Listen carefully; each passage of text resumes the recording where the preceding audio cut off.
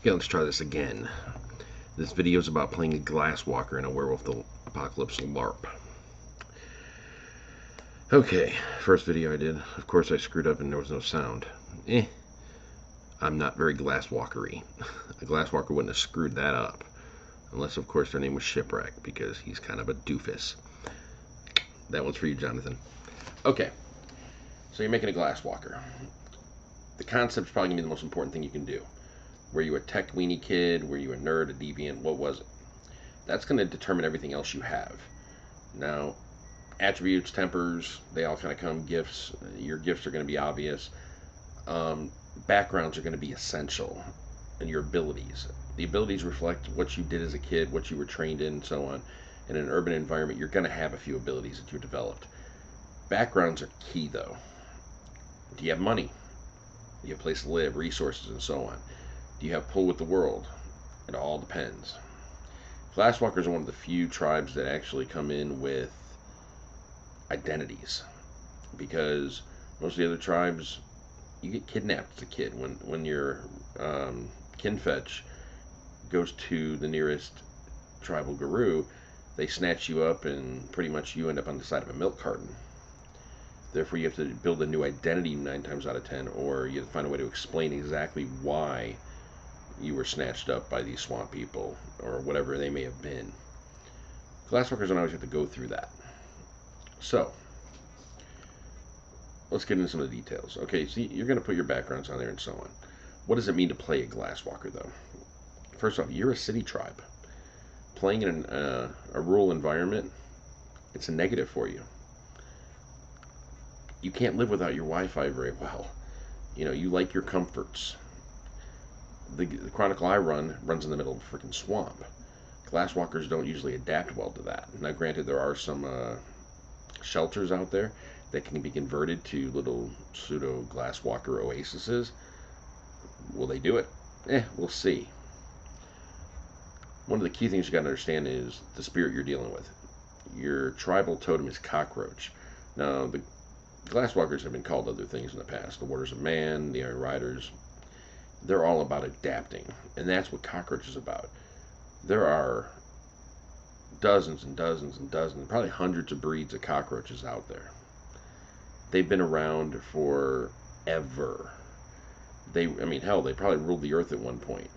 The Silverfangs may run the Guru and they may revere Falcon, but chances are the cockroaches were around long before Falcon. So, the Glasswalkers have allied with them because they're the ultimate adapters. They're comfortable in the cities. They're comfortable everywhere, usually. Now, that's where you get a little bit of a dichotomy because the Glasswalkers don't tend to be as comfortable in nature. But they can adapt. With what? Gear. Tents, air conditioning for tents, you name it. I mean, hell, a Glasswalker stuck out in the ruralness might very well show up with an RV. I'm a camper. They're roughing it. They're roughing it in a way that most of the wild type guru can't stand. The other thing about cockroach is he's dependable and he's loyal. Cockroach himself has not broken the deal with the Glasswalkers in any way. He hasn't caused them to doubt it. And the Glasswalkers kind of mirror that. Usually.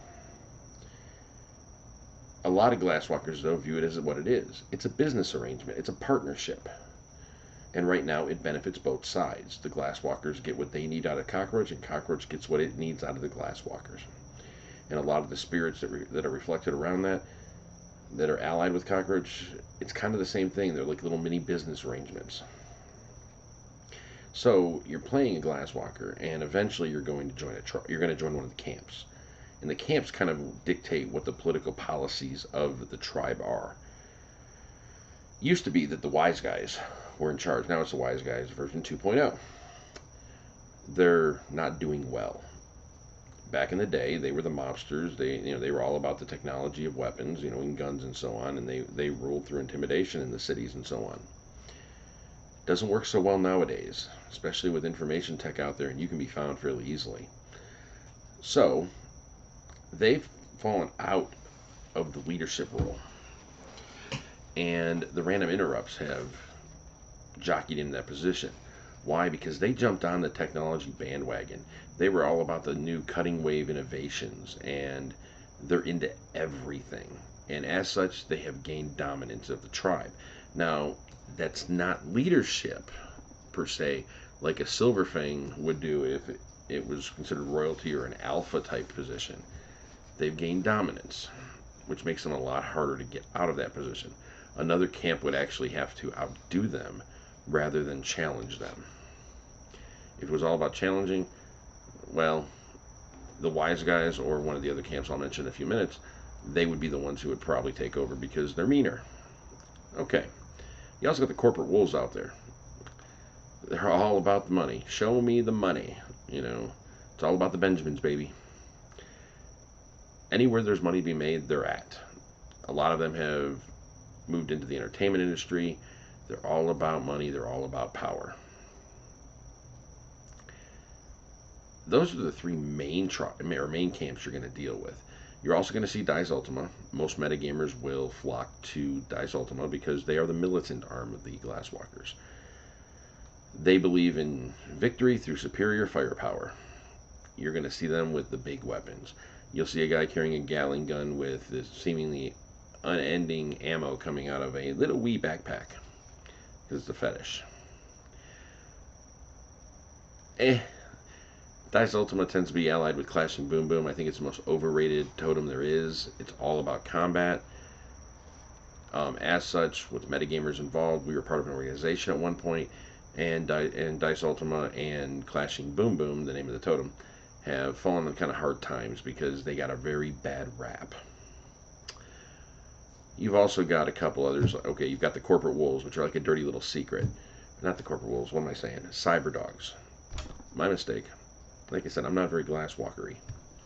So, the cyber dogs, they were an abomination type experiment at one point where somebody started putting cybernetics into lupus. Not usually of their free will. Most of the people involved were destroyed. It's questionable on whether all of them were. There are some that claim they were. And most of the cyber dogs at the time were destroyed or winter wolf themselves. It wasn't the death of them, though. Now there's some that do it willingly. Because these are wolves that have basically jumped on the technological bandwagon themselves. And they do it the only way they know how because, well, they like to spend most of their times in lupus. So they're not going to be, they're not going to be typing on a keyboard. They're going to have an implant that does something, or they're going to have some kind of augmentation. Not always a great thing to play, especially considering how rare lupus are amongst this tribe, because they are very, very rare. And as such, in my game, I make them considered RNU, which is rare and unusual. They're in the unusual category. You've also got your city farmers. They're all about bringing the wild into the city. They're the ones who develop parks and, such, where you're going to actually find green foliage and such. And there's the Umbra pilots. Now, they spend most of their time in the Umbra. They do not translate well to a troop-type LARP. Why? Because they're usually out there alone or with maybe one other person, and most games don't have a narrator that they can dedicate to one or two individuals all the time. Anything loner is probably looked bad upon in a troop LARP, especially a larger one, because you just don't have the staff to deal with these people. And it's all about socializing anyway. You want to have a reason to be there. Even if it could be good socializing, I'm the guy everybody likes. It could be bad. I'm the guy everybody hates, because I hate all you fuckers. I mean, I've played a Geta Fenris and a Bone Gnar who both have had a major amount of hatred for a lot of people. So, that covers most of the camps, but that also leads into the politics of the tribe as a whole. The nation is run by the Silverfangs, the Alpha tribe. They're all about royalty. They have their kings. They believe in the Alpha principle. They're all about, you must submit to one of higher station. Glasswalkers don't usually run like that. They have a more Republican type feel to them. If you go back to when USA was formed, we were actually a true bi-party system. It was the Democrats, not the Republicans, which are just an offshoot of the Democrats. the Democrats and the Federalists. The Federalists were loyal to the crown of England. They believed in the royal hierarchy. Glasswalkers don't necessarily believe that. They have a belief more along the lines of every tribe should have an equal vote. They believe the litany was written by the Silverfangs to ensure their rule. They don't necessarily agree with everything. Submit to those of higher station. They're not a big fan of. They've got, they're constantly questioning parts of the litany. And a lot of people think that the Shadow Lords are the main contenders for the Silverfangs crown. I think it's the Glasswalkers, because the Glasswalkers are trying to adapt the Garou Nation to what nature and the human nations have evolved into. And since democracy, or the warped version of it that we call democracy now, republicanism and so on, are on the rise and they're gaining more widespread popularity, the Glasswalkers believe that should actually translate over to the Garou as well. After all, half of our nature is human. So, you're going to clash with the Silverfangs quite a bit, especially in leadership type positions. You're also going to probably clash with the Red Talons and the Black Furies and anybody else who has a very heavy bent towards the wild, because the Glasswalkers are associated with the Weaver. The Weaver's about ordering and controlling things. The Wild's the exact opposite. They're anathema to each other. And as such, they don't tend to get along, and usually the best you're going to see is when they tolerate one another. And that's if it's at best. Okay. Well, I mentioned Dice Ultimate said how they believe in victory through superior firepower. The Glasswalkers as a whole are probably about who's got the best gear, who's got the best toys. Different camps will carry different things, but Glasswalker always seems to have something. Whether it's a pen light when darkness hits, whether it's them pulling out a repair kit that'll let them get through a security system. They always seem to have something. You just, you never can tell. Oh, they pull out a freaking Palm Pilot that's going to be able to hammer through something. It's about adapting. They're ready to adapt to most situations. And that's one of the Glasswalker's strengths. Now, others may look down upon that. And you're going to be called an Urok quite frequently. That means you're a city dweller, but it's a derogatory term used by a lot of the other groups, especially the ones who think they're better than you. You have to accept this. You're going to have to, you're going to have to approach it in whatever manner you want. But it's going to still be about the gear. What do you have? What do what's out there? Typically, if the Glasswalkers are forced out in that situation, they're going to try to, create something of their own. We play in a swamp. There's shelters, and they're like they could be made into little oases that bring a little bit of the Weaver into the swamp for the Glasswalkers to use. They can, they're, just little beacons for them. They can get Wi-Fi through them. They can get various other things. I mean, if they truly if they truly converted one of these into like a chapter house, it could be abominably formidable. Wow. Can't talk right now. Okay. I mean, and if they're going to build something like that, the way they build it is different from the way others build it. Because first step would be, acquire the building. Then build the security. They're going to protect it first. After they protect it, they're going to go in there and they're going to create what they need in there. A shrine area, gathering area, like a meeting room. They're probably going to have a game room, maybe a strategy room, a trophy room, an arsenal. Of course, there's probably going to be the typical computer center, where you've got the power to do most things via the computers. It's something I'm waiting to see happen in my game. If it happens, it happens. If it doesn't, it doesn't. So, if you're going to play a Glasswalker, be prepared for the joys and the heartache of it. When you get into a Weaver-based storyline or a city-based storyline, Glasswalkers tend to shine. If you end up in other types of storylines, sometimes that diminishes a little bit, and you have to be prepared to deal with it. So,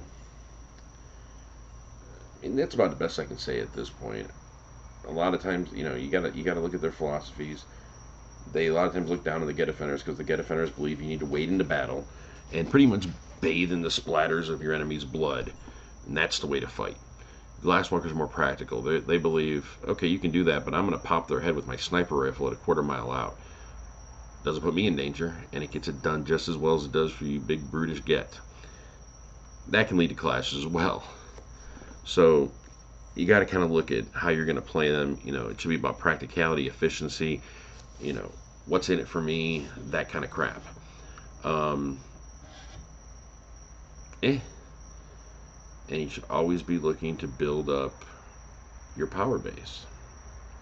So hopefully this has helped somebody, even if it's just one person.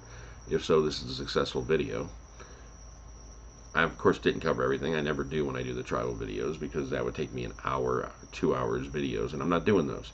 So if you have any suggestions or any questions, concerns, comments, criticisms, feel free. I mean, hell, if you're playing a Glasswalker, Lord knows you should be able to operate a computer and actually see this video, and as such, you should be able to actually comment on it. So I'm going to wrap it at that, and have a good day, guys.